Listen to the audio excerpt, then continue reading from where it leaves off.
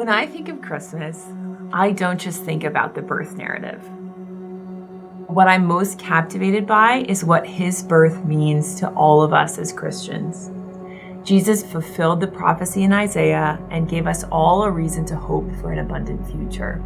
And that's a Christmas gift we get to receive each and every day.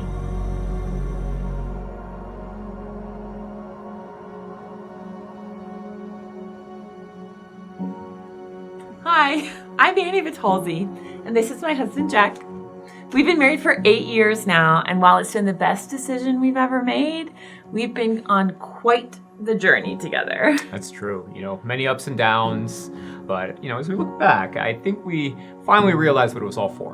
When we first got married, I had just gotten into grad school at ASU, so we had to move across the country and live with roommates and get used to the Arizona desert for the first time. It didn't feel like a place that I wanted to stay for longer than maybe a few years, especially since those first summer months where it got to 120, and that almost killed me. It also wasn't easy that I was a grad student making almost no money, and Jack was working a job that he really hated to support the both of us. I think what kept me moving forward was just fantasizing about the future. I had these visions of Annie getting this really great job after grad school. We'd settle somewhere back on the East Coast to be closer to our families, and we could finally start having kids, which to me was so important. And I was just in such a hurry to start that chapter of my life. So when I finally finished grad school, I landed this really great fellowship in upstate New York, and it felt like the beginning of the life that we had hoped for this whole time. But of course, God had other plans. Yeah, it's like the old saying goes, if you want to make God laugh, tell him your plans. Only in our case, it wasn't funny, not even a little bit. When we arrived in New York in that fall of 2019, it was not at all what we'd expected. It was really lonely and really frustrating there. We thought we'd be stuck there for only a year, but then in March 2020, COVID happened. All of our job prospects just went away, and it felt really hopeless. I remember we go on these long walks together every day, just trudging through the snow, complaining to God. Why are you doing this to us?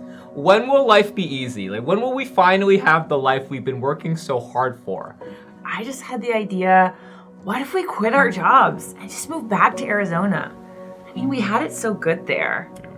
When she said that, I honestly felt like a peace come over me. It was probably a sign from God, but I quickly ignored it because I was just so afraid. I just didn't want to go back to a life where we were poor, and I was just so worried that if we didn't have jobs, what would we do? I don't believe that God wants you to make decisions based on fear.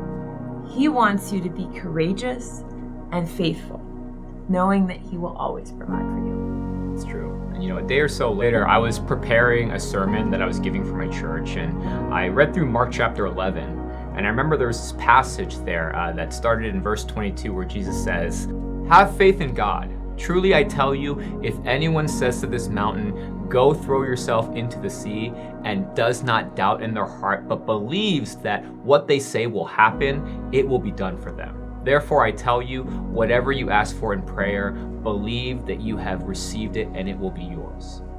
I realized that all this time I wasn't faithfully focused on God's plan in my life. God was trying to tell us in that moment, I need you to trust me. Stop trying so hard to control your destiny.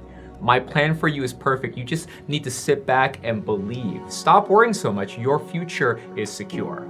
So while Jack was having this revelation, I was looking online at just some random jobs in Arizona. I saw this opening for an 8th grade English teacher at a charter school in Phoenix, and I never thought that I'd ever teach middle school, but I felt compelled to apply anyway. I applied on a Saturday. I interviewed on that Tuesday, and then I got hired that same Friday. It was all exactly 1 week before Christmas. It felt like a Christmas miracle. I literally started sobbing. And not only were we getting out of New York, but we were returning to a place that we had honestly dreamed about every day during the pandemic. It was the best answered prayer of all time. God's blessings have really been abundant. for us since we came back to Phoenix in January 2021. We both now work at ASU as instructors. In January 2022, we bought our first home together. In April 2023, Jeg became the worship leader here at First Christian, and we have such a great church family here now.